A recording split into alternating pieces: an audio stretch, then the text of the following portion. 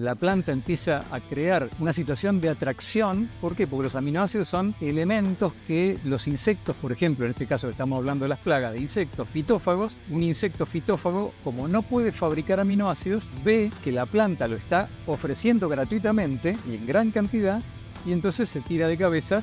Entonces ahí empieza una reproducción extrema o exagerada, anómala para lo que uno está acostumbrado a ver. Eso es exactamente el concepto de plaga. Ahora, ¿qué pasa si una planta está débil? Yo me reproduzco débil, voy a tener descendencia débil. Entonces, ¿qué hace? La mata a esa planta. ¿Por qué? Porque no puede estar una planta débil. Por eso es que no está desequilibrado el sistema. En ese momento es lo que está haciendo la naturaleza para equilibrar el sistema que estaba desequilibrado por malas praxis.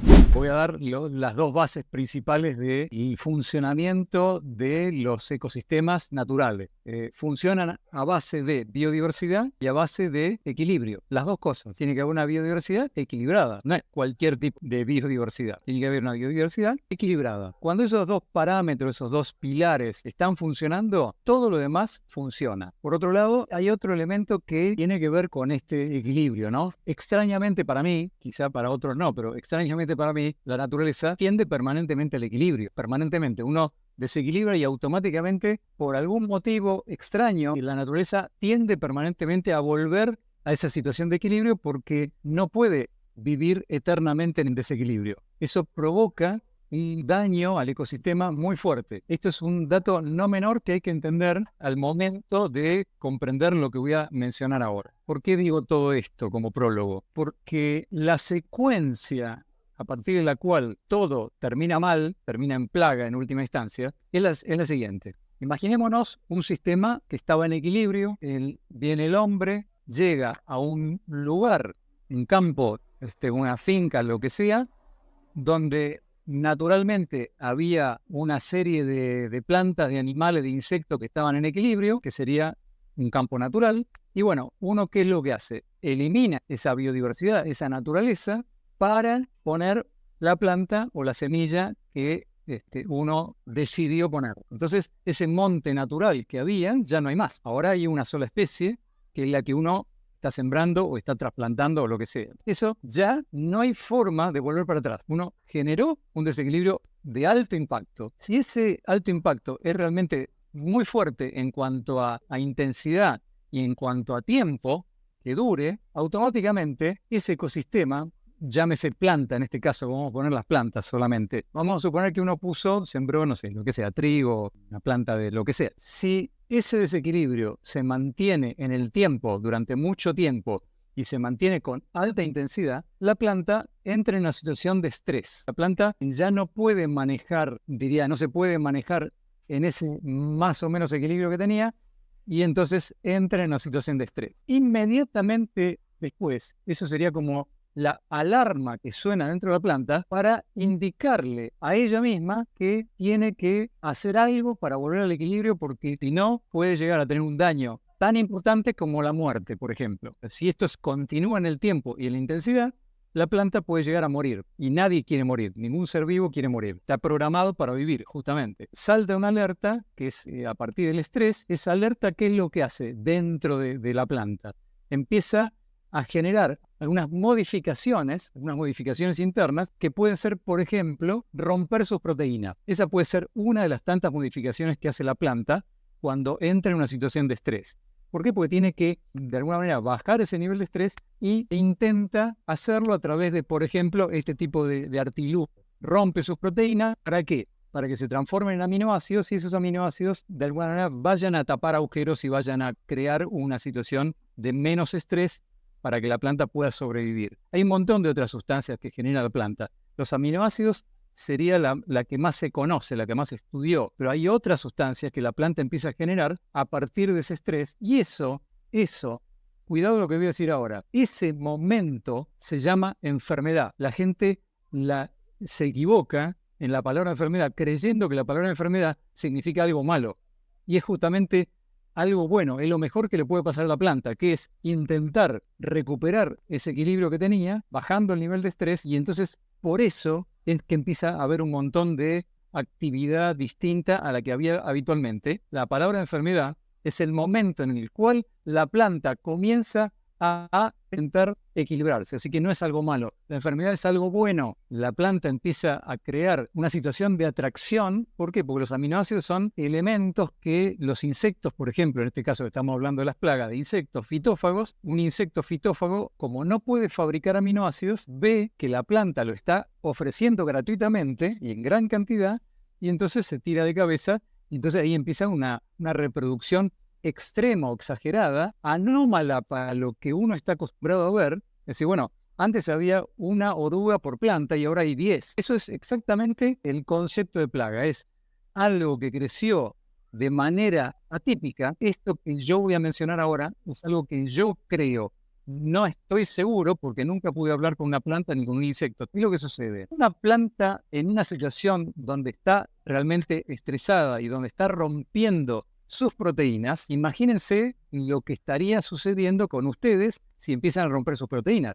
Empiezan a debilitarse, definitivamente. ¿Por qué? Porque las proteínas son lo que los mantienen de alguna manera fuerte, y si las empiezan a romper, evidentemente, depende de la cantidad y durante el tiempo que esté rompiendo las proteínas, cuidado porque se van a quedar sin proteínas y en algún momento se van a morir. Ahora, ¿qué pasa si una planta está débil? ¿Qué dice la naturaleza? El principio de la naturaleza. Si yo me reproduzco débil, voy a tener descendencia débil. Esto es lo que dice la naturaleza. Y no se puede dar el lujo de que se reproduzca débil infinices. La naturaleza no se puede dar semejante lujo. Entonces, ¿qué hace? La mata a esa planta. ¿Por qué? Porque no puede estar una planta débil. Por eso es que no está desequilibrado el sistema. En ese momento es lo que está haciendo la naturaleza para equilibrar el sistema que estaba desequilibrado por malas praxis, por haber sembrado 100 hectáreas, 500, 1000 hectáreas de una sola especie. Eso es lo que está mal. Y eso es lo que provoca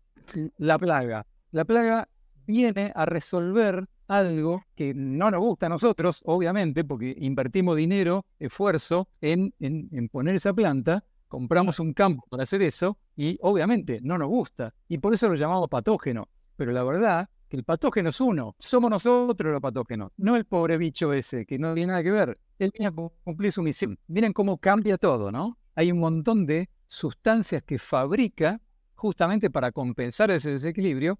Y esas sustancias que están de más, de repente hacen que crezca algún bicho que siempre estuvo ahí en ese lugar, siempre estuvo ahí, gracias a Dios que siempre estuvo, pero estaba en equilibrio. Lo que pasa es que cuando entra esa situación de desequilibrio, definitivamente ese bichito que era 1 o 2, ahora se convierte en 10.000. ¿Por qué? Porque nosotros creamos el ambiente para que todo esto suceda, para que la planta empiece a fabricar algunas sustancias que le encantan a ese bichito y por eso crece. ¿Tá? Entonces, cuidado con creer que el control, y aquí viene la palabra control, por eso no estoy hablando de eliminación, estoy hablando de control, quiere decir que le doy un freno a todo esto, pero no lo elimino, primero porque no puedo, porque voy a eliminar hoy, pero mañana va a aparecer otra plaga. Y segundo, porque en realidad yo no tengo que matar a todos. ¿Por qué? Porque por algo, este flaco que se llama Dios, por algo inventó los bichos. ¿O ustedes se creen que se equivocó un día? Dijo, hoy voy a crear un ser malo para que a los humanos les destruya su cultivo. No, muchachos, no, muchachos. Si ustedes creen eso, están equivocados totalmente. Y acá